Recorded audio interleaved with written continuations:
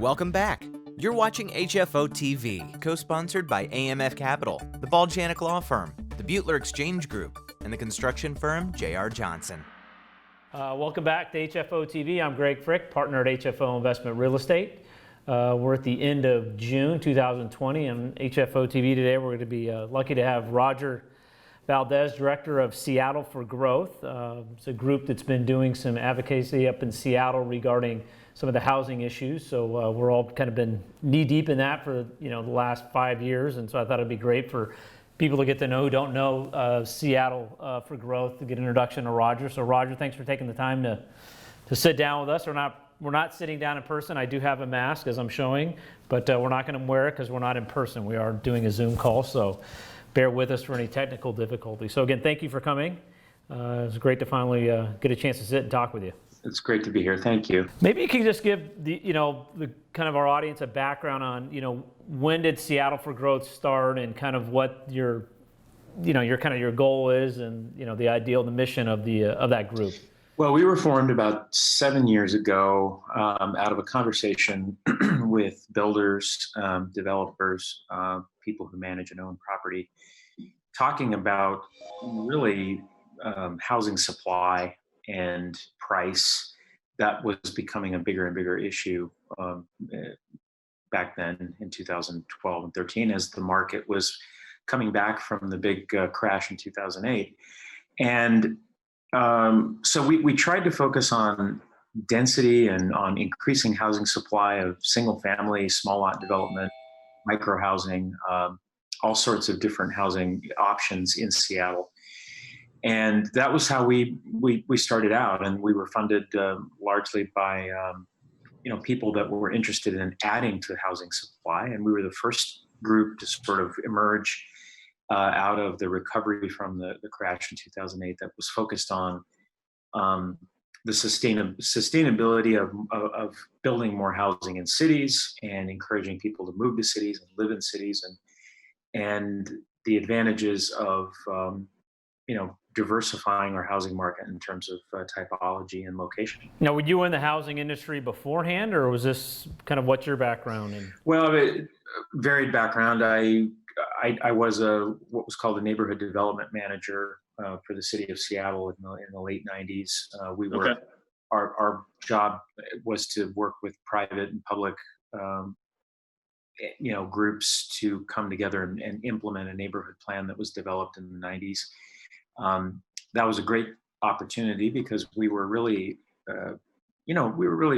bringing the built environment, democratizing it. I mean, giving people a chance to influence what happened in their neighborhood in exchange for putting more growth and more people into those neighborhoods.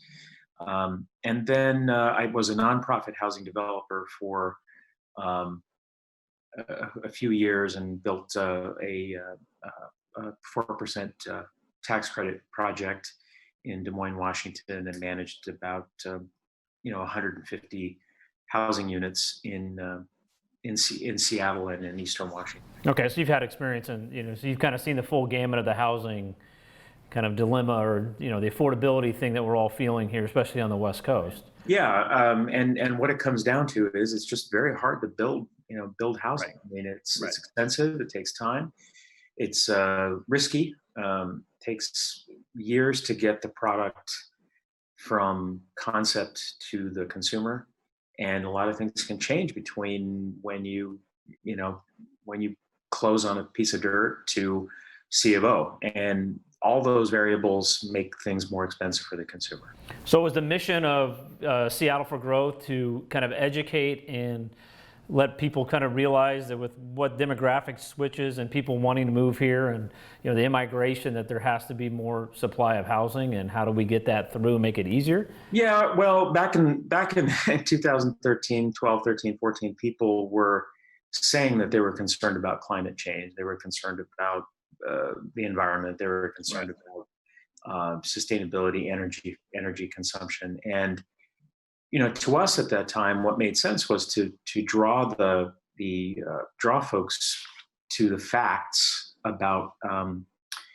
growth and density and highlight the fact that if people lived in cities, you wouldn't have to drive as much. You wouldn't have to, you could walk. If you had walkable communities, you'd be able to, um, you wouldn't even have to rely on transit necessarily. And to the extent that transit was available, you could rely on that. And all of these things, they seem kind of quaint now in our day and age, where we have people trying to burn down courthouses and set fire to everything.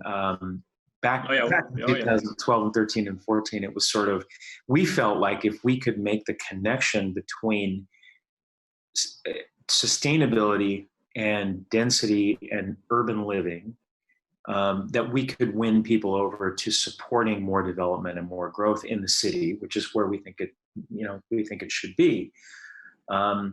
Unfortunately, things have changed, and what came out of that environment of 12, 13, 14 was a kind of a combination of people that were against growth because they have it pretty good. They don't want things to change, and kind of with the social justice, kind of socialists crowd, and all of that merged together over the last several years. And now we just have a very aggressive anti-housing, anti-production movement in the country and in the region, and both, I think, probably in Oregon and Washington, that really wants to squash any new development because people make money at it. And the extent to which any housing gets built, the government has to fund it. And that money has to come from taxing jobs and wealth. And so it's not just, like here we had the experience, and and I'm sure you're at Seattle too, where you had the kind of the NIMBY, not in my backyard, kind of anti-development density. But usually you would have, the progressive side saying, no, let's fight. But you're saying now it's kind of been, they want density, but they want a certain kind, and it wants not privately owned, but the idea that it's going to be publicly owned, or we're starting to see that a little bit here as well, which kind of changed the dynamic of, one thing you're kind of dealing with homeowners, trying to show them that, a city that's not growing, not changing, you have immigration, you enjoy all the benefits of kind of a prospering city, you're going to have to figure out a way where to house them. But now you've got it kind of on both sides. Now you have the other, which you thought would be behind this, is now saying, no, we don't want to be behind, which is, how's that being played out, like on a policy side, and with what's going on with, in terms of Seattle City Council and things like that? I mean, are they kind of hearing both sides, or just kind of? No, the Seattle City Council is completely sort of a lockbox. It's shut down. They don't listen to, as I've described to people, we went from being a kind of stakeholder in the conversation, somebody, a group, people that produced housing and managed it and operated and knew how to build it and knew how it worked, to being kind of shut out of the conversation. And now builders and people who develop housing and finance it and who own and operate it are considered to be the enemy. They're bad people. They're trying to hurt people. They're trying to evict people. They're racist. And that transformation from being involved in a conversation to being sort of run down and chased to be eliminated and wiped out is the story of housing in the last 10 years. And it's a disaster for the country, and we're headed for more. And I can't emphasize enough to the people listening to this that you allowed it to happen. It's your fault. And I say that because what I've seen over those years is that when we had mandatory housing affordability, you have that in Portland now, where every square foot of development gets charged. Nobody stood up. We have inclusionary zoning here now too on new development. So, right, inclusionary zoning. And so I know how you think. You look at your pro forma, you look at your portfolio, and you manage to that. And that's okay. And so what happens is with inclusionary zoning is what y'all do is you factor it into the land cost. You factor it into the pro forma. If the land isn't priced right, you walk away. Right. And then and guess what happens? When the rents rise enough, when they get expensive enough, that rationalizes the cost of the land, which and the fees and the taxes and everything else. And so I don't expect anybody watching this to go out and save the world, but I'll tell you what, that's what they want to do. And if you're unhappy, if you're not happy with the way things are going in Portland, if you don't like the land use regulation, if you don't like the redistributive, ilk of city councils trying to, rob the rich to give to the poor and all the nonsense that comes with that, then you got to do something. You need to support organizations like ours. And you need to stand up and say enough's enough. If you manage to the portfolio, you're gonna win. I mean, prices will keep going up, and let's be honest about this. As long as people want to live in Portland, as long as they want to live in Seattle, right, and as long as there's jobs there and there's economic growth, they're gonna come and they'll pay for the housing there because it's a great place to live. It's a great job, and it's all the reasons we live there. So your competition is going to be other people who are trying to buy land in that environment and trying to turn those over into housing units. So I can't say that this is all an existential threat to your business, but what I can say is that if you're frustrated with how hard it is to do what you do, you've got to do something different, because we are headed towards a world where the government is essentially going to micromanage every aspect of your business, from land acquisition through construction to lease up, where they're going to tell you can't check for criminal backgrounds, you can't check credit, eviction's going to become impossible, there's going to be rent control, and business will get done in that environment, guys. You'll do it. I promise you. There's even in prison, people sell stuff. Okay. But is that what we want? I don't think it is. So that's my message to you is you gotta get out of your chair and do something, or send us a check and keep us alive so we can keep up this effort to educate the general population that you don't make housing more accessible and more affordable by making it harder to build. And is that in terms of getting that messaging out? I mean, is it being received better than it was last year? I mean, I felt, it's stuff that we've been involved with. I think a couple of years ago, they almost weren't listening at all. Now, I got a sense a little bit that, there's some realization that you just can't make everything publicly owned. It's not efficient enough. You're not going to deliver enough housing. Just curious kind of what your take is on where that message is landing today versus last couple of years.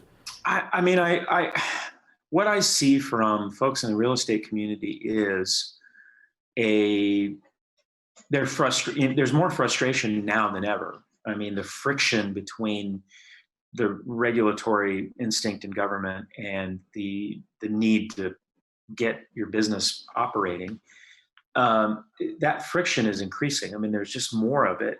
And people are expressing that, with eviction bans, upcoming, and all the different things going on with COVID-19. But what my concern is that I don't see much beyond that frustration from our community, from the real estate folks. From elected officials, what I see is a growing desire to implement redistributive policies, which, and what I mean by that is taking from people that are perceived as wealthy and giving to people that are perceived as being poor. And so what you hear all the time is, well, we're going to go shake down X, Y, or Z, Amazon or whoever, and we're going to give that money, we're going to use that money for affordable housing. And the general population sort of goes along with that because they sort of say, well, yeah, housing's expensive. And then the media covers it that way. And everyone just sort of shrugs and says, yeah, of course. I mean, that makes a lot of sense. And of course it doesn't. But what we have failed to do is to educate the general public about how, that apartment on the corner of that neighborhood you love is just like the bar across the street. It's a marginal business. If the vacancy rate goes up to 10%, that's 1 out of 100 units. It could fail as a business, but people don't get that. What people need to understand is that the person walking their dog outside of that building thinks that you went in with a lot of cash, bought the building. Yep. It's passive income. You just go pick up the rent checks on the first of the month. And so when they say, we're going to forgive all the unpaid rent because of COVID-19, it just means that, you spend a couple of less days in the Bahamas next year, or your boat payment, you're going to have to. There's clearly a perception that I think. Yeah. And any human being, if I had 25 minutes to talk to them and explain how this business works and what a debt to credit ratio is, or a loan to value ratio is, or the fact that all this is financed and there's debt on it, you have to pay the investors back.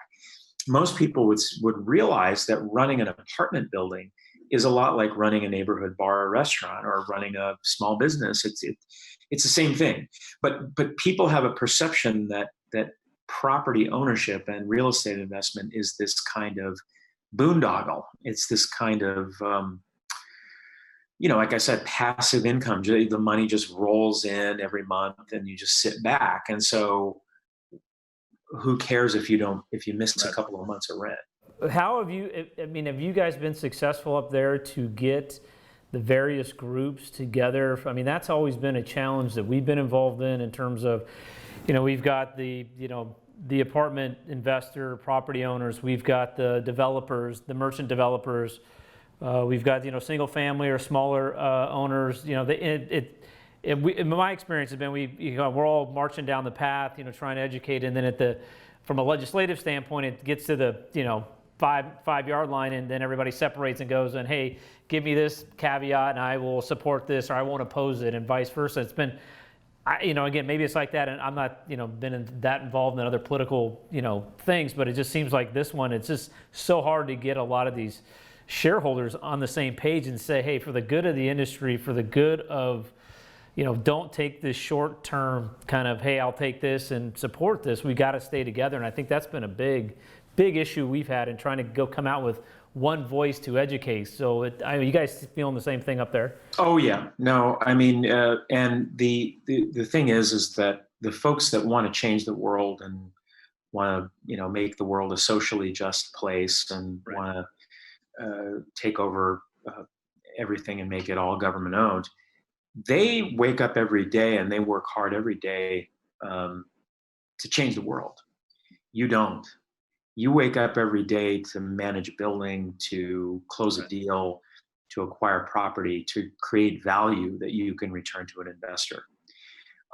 Unless you're willing to lose 25 or 30% of your value while you fight City Hall, either legally or, it's just not in the way that people in the real estate business think. And so when what I call it is it's a classic bribery system.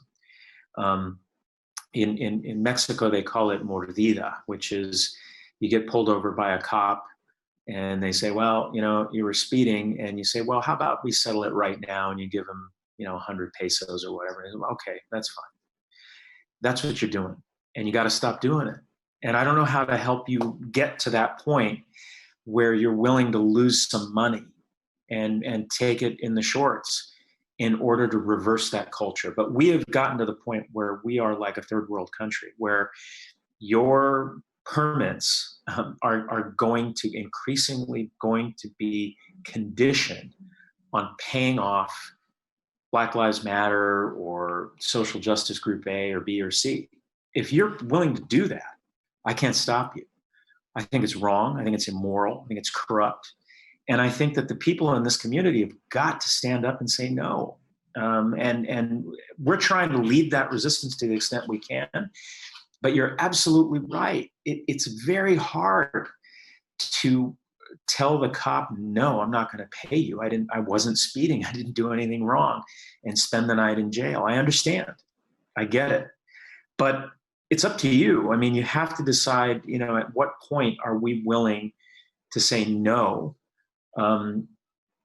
and actually hold together and not sort of cut a deal that benefits my portfolio or my, intermediate term interests. It's hard, I know, because you've got to pay the bills. And have you been able to do that? Have you been able to get people to stay together, or is it not? Yeah. No, the last 6 or 7 years has been a story about how the other side knows this.